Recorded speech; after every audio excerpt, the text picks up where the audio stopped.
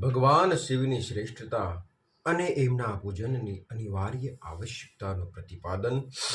નારદજી બોલ્યા, હે બ્રહ્મન, હે પ્રજાપતે, તમે ધન્ય છો, કેમ કે આપની બુદ્ધિ ભગવાન શિવમાં લિંગ લાગી રહેલી છે.